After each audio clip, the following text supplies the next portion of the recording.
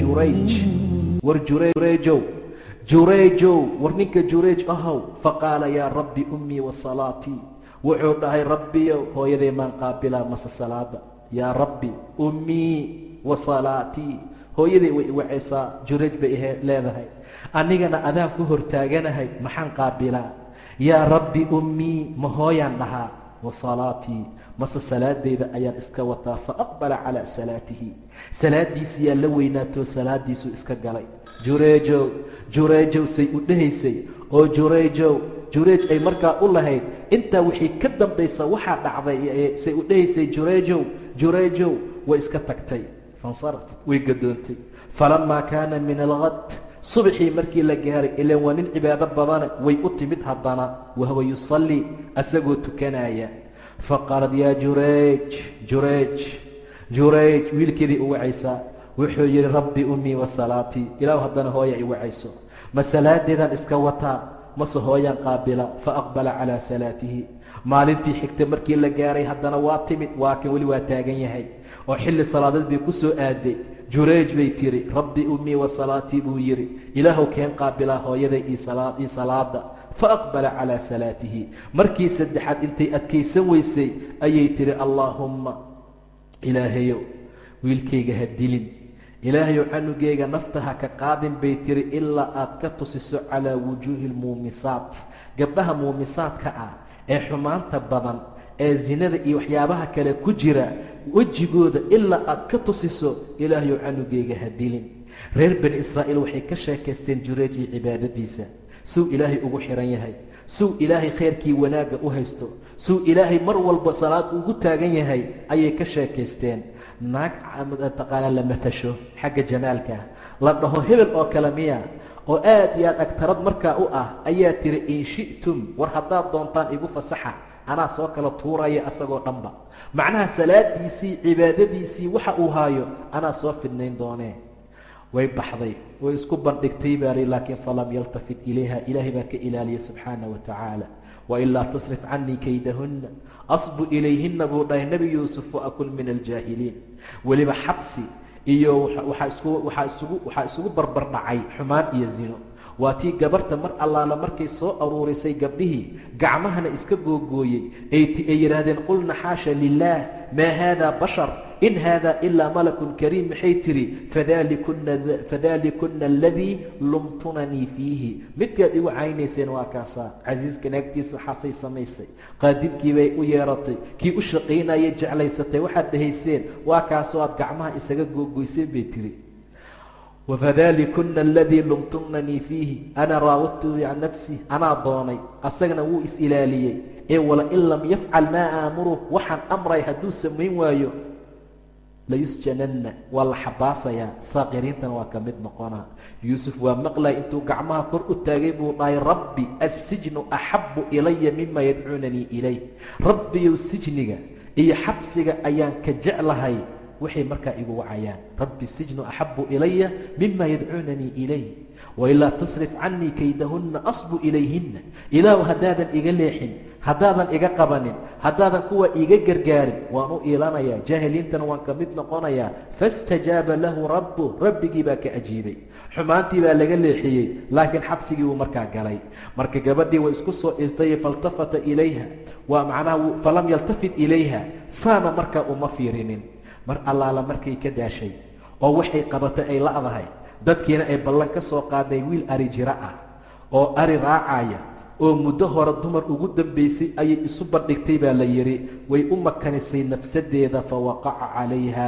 kiba markaa ku dhacay way uuraysatay canugii bay dhashay way ku masabidee waxay tiri jureej baa iga dhalay canugan jureej ayaa iga dhalay way u yimaadeen waa shiiqii meesha ku jiray ee khayrkii wanaagga badnaa ee cibaadada badnaa maasaa yeelay way soo dejiyeen way garaaceen way tumeen way ka dumiyeen soomacadiisii iyo waabtii uu markaa ku jiray waxay gudagaleen inay garaacayaan wax hadala ah loo geeyey ma jiro isla markii way soo qabteen xoog bay kusoo dejiyeen isla markii garaac iyo waxay ku bilaabeen iyo tumitaan isla markii waxay ka dumiyeen meeshuu ilaahay ku caabudayay subxaana wa tacaala markaasuu yidhi maa sha'nukum maxaa idin soo diray maxaa dhacay buu yidhi waxaad ka sinaysatay bay dhaheen baqiyadii tii xumayd tii faajiradda ahayd tii zaaniyadda ahayd wayna kuu dhashay weliba war aniga waxaa ma ogi buu yidhi waxaas aad sheegaysaan iyo arrintaa aniga waxaan la socda ma aha, way kuu dhashay xaggaaga.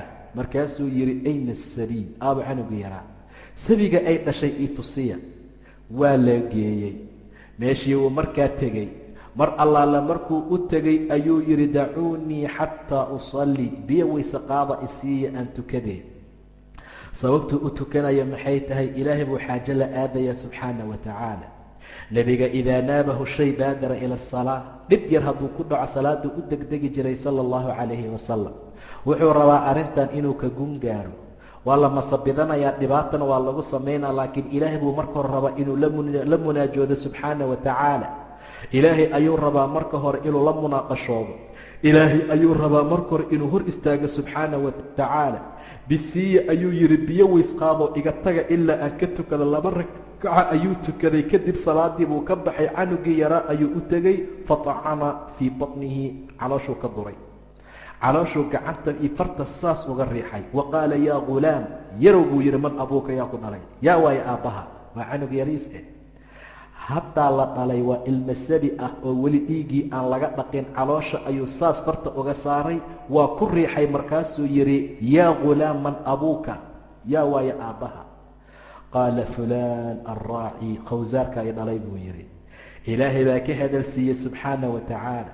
ninkii maskiinka ilaahay iska caabudaya, soomcaddiisii waabtiisii ku jira, dagaalka iyo waxyaabaha loo sameeyey fiiri, waxyaabaha imtiqaanaa shirqoolka ah iyo makriga iyo dhagarta loo sameeyey iyo sida ilaahay uga badbaadiyey subxaana wa tacaala.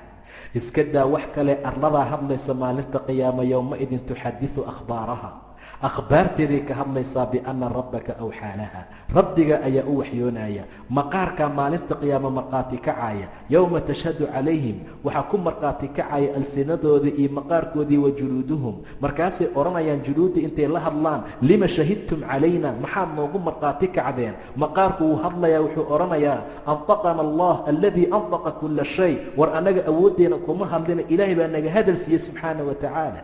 الذي أنطق كل شيء وهو خلقكم أول مرة وإليه يرجعون وما كنتم تستطيعون إذنك بإسكما قرنين وحمان باكو أكسميسين وحات المانتين أن تشهد عليكم إن إذنكم مرقاتك عيان سمعيين إيا بسركين إيا جلودين ساسي مركا ليهن عنو قيرا وحوداي أبي الراعي خوزارك إيضاني أنيا أذيقنا مركا إمدالين وحا لقو شيغا ينبين واي مر الله لمركي حالتي ميشا مرتي أغادين كرامديسا waayo wax ma haysanin, gobol yar oo muufuu isaga cashayna. ilaahay buu ku caabudaa subxaana wa tacaala. darajada iyo makaanka buu ilaahay gaarsiiyey subxaana wa tacaala.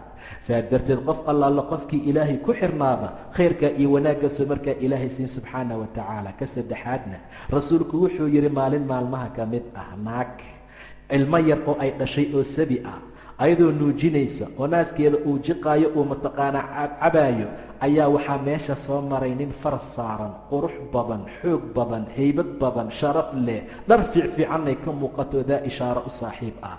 hooyadii way la dhacday.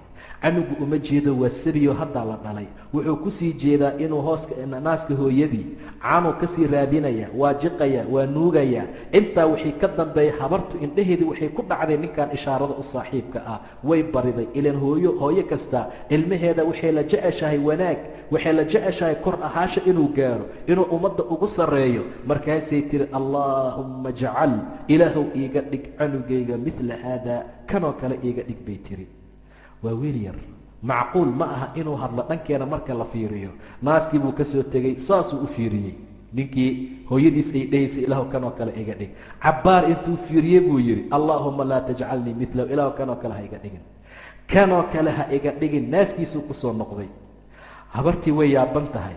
intaa ka bacdi waxaa la soo marsiiyey, ama addoon baa la soo marsiiyey, ama naag ee katiino lugaha uga xirxiran iyo xargo oo la jiidaayo oo dadku ay tuuriyeynayaan oo la shiidaayo oo dadku ay leeyihiin zannad, sariqad, waa tuugo, waa zaaniyad, way xumaan fashay, waxay samaysay macaasi. ayaduna ay odhanayso xasbiya allah wa nicma alwakiil, xasbiya allah wa nicma alwakiil, xasbiya allah wa nicma alwakiil. ilaahay baa kaafigayga ah, wakiilna ilaahay baa u nicmo badan subxaana wa tacaala. habartii way naxday. waxay tihi ilaahayow canugayga kanoo kale ha iiga dhigin, kanoo kale ilaahu canugayga ha ka dhigin. naaskii buu ka soo tegay sidii marka hore uu sameeyey. midda ilaahay ay uga baryaysa asagoo kale inaan laga dhigin ayadoo kale yuu saas u fiiriyey. waaba naag la jiidaayo, la tuuryaynaayo, la dhagaxyaynaayo, dadku ay odhanayaan zannad, sariqad, way tuugo, waa zaaniyad. markaasuu yidhi ilaahayow tanoo kale iga dhig buu yidhi. allaahuma ajcalnii milahaa, ilaahow tanoo kale iga dhig, saanoo kalean rabaa. naaskiisii uu ku soo laabtay. hooyadu way dareentay marka canuga inuu sheekayn karo. maandhow bay tidhi waxaa meesha la soo maray nin sharaf leh oo haybad u saaxiiba oo faras saaran oo saan ah oo qurux badan oo dheer oo xaaladiisu ay saan tahay. waxaan idhi ilaahayow kanoo kale iiga dhig canugayga, saasoo kalean kula rabay, wanaaggaasaan kula rabay. adna waxaa tihi ilaahayow kanoo kale ha iga dhigin. kanoo maxay tahay? haddana tan baa la soo marsiiyey, la jiidaayo, la garaacayo, la dhagaxyeeyayo, dhiigga ka socdo oy leeyihiin dadku waa zaaniyad, waa tuugo. ayaduna ay dhahaysa xasbiya allah wa nicma alwakiil. waxaan idhi ilaahu tanoo kale ha iga dhigin canugayga, adna waxaa tiri tanoo kale iga dhigin. famaa maxaa dhacay? markaasaa wuxuu yidhi hooyo, ninkii koowaad ee meesha soo maray mutakabbir buu ahaa. waa nin isla weyn, waa nin ilaahay ku kibra, waa nin taacada ilaahay aan rabin, waa nin xaq aan lagu karin, waa nin salaad aan loo sheegi karin oo ku caynaayo, waa nin diin ilaahay aan laga dhaadhicin karin. waa mutakabbir, waa nin isla weyn, waa nin fasaad badan. mutakabbir waxaan soo tilmaanay inay naarta ku faantay. fiya aljabaaruun waalmutakabbiruun baa igu sugan. waa nin meel xun u socda, waa nin jahannamo u socda. adna saasoo kalead ila rabtay, anna waxaan idhi ilaahayow ha iga dhigin. maskiintaanna dadku waxay leeyihiin zannad, way zinaysatay, walam tazin, mana zinaysan. sariqad, waa tuuga, walam tasriq, mana xadin. waxay oranaysaa xasbiya allah wa nicma wakiil. ilaahay baa kaafigeyga, ilaahayaa igu filan, ilaahayaa kaafigeyga, ilaahay baa igu filan. waa kelimad ay isticmaali jireen dadkii qiimaha badnaa.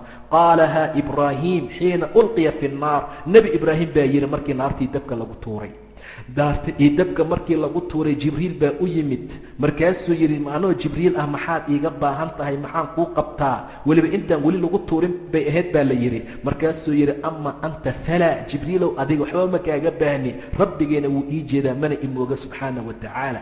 isla markii manjaniifka lagu tuuray oo uu ku sii socdo dabka ayuu yidhi xasbiya allah wa nicma alwakiil. ilaahay baa kaafigeyga, wakiilna asaa iiga nicmo badan. dabkii buu ilaahay la hadlay, uu yidhi yaa naaru kunii bardan wasalaaman calaa ibraahim. dabow qabow noqo, qabow wax dilana ha noqonina, baarti iyo salaam noqo calaa ibraahim. waaraaduu bihi kaydan fajacalnaahum alakhsariin fajacalnaahum alasfaliin. saasaan ka dhignay buu dhahay ilaahay. nebi moxamed baa yidhi markii loo yidhi ina annaasa qad jamacuu lakum, war dadkii way idiin aruureena, fakhshawhum, ka cabsada. waqaaluu xasbuna allah wa nicma alwakiil. saasay markaa ku hadleen. waa kelimad cajiib badan, waa kelimad qiimo badan. xasbiya allah wa nicma alwakiil, xasbuna allah wa nicma alwakiil. qofkii markaa ku celceliyaa wanaag fara badan buu ilaah siin. gabadhan maskiinta waxay leedahay xasbiya allah wa nicma alwakiil. dembigii ma aysan gelin. intaan daalim noqon lahaa, madluum aan noqdo, intaan noqon lahaa qof ilaahay ku kibra, waxaan rabaa inaan qof daciif ah oo ilaahay agtiisa qiimo iyo wanaag ka leh inaan markaa ahaado. saasuu markaa ugu jawaabay hooyadii oo uu ku yidhi saasay markaa kala ahaayeen. imra'adaanna waxaan idhi marka allaahuma ajcalnii minhaa, ilaahow iyadoo kale markaa iga dhig. haddaba qofka muslimkaa wuxuu sharaf iyo wanaag iyo qaybad uu ku gaara waa diin ilaahay subxaana wa tacaala, waa ku xirnaasho ilaahay, waa awaamir ilaahay oo la fuliyo subxaana wa tacaala. wixii kale oo ka soo harayna qofkuu ilaahay siiyo labadu isugu darsanto waa nicmo iyo khayr. qofkii waxa kale aan la siin laakiin intaan keliya hela khayr iyo wanaag buu gaaray. qofkiisa intaan laga hoojiyo oo waxyaabaha kale ka soo haray jaaha iyo lacagta iyo qabiilka iyo nasabka iyo waxyaabaha lamidkaa ku faanana, waxaa sugaysa sida ilaahay iyo nebiga ay tilmaameen naarta jahannamo. ilaahay baan ka baryanaa inuu xaqana na waafajiyo, nagana dhiga dad jahanama iyo dhibaatadeedii qaaqeedii qiiceeda laga ilaaliyo. ilah waxaan ka baryanaa wanaaga iyo in xagtiisa aan ka noqono kuwa cizi iyo karaamo ka leh oo kor laga qaaday, dadka xaggooda aanba daciif ka ahaane. ilaahay xaggiisa daciif ka noqotaa daran intaa dadka xaggiisa kor ka noqon lahayd. ilah waxaan ka baryanaa wanaag, waxaan ka baryanaa taacadiisa, awaamirtiisa, amarkiisa, wuxuu noo diray dhammaan kuwa fuliyay inuu markaa ilaahay naga dhigo. wabillahi towfiiq, wallahu subxaanahu wa tacaala aclam.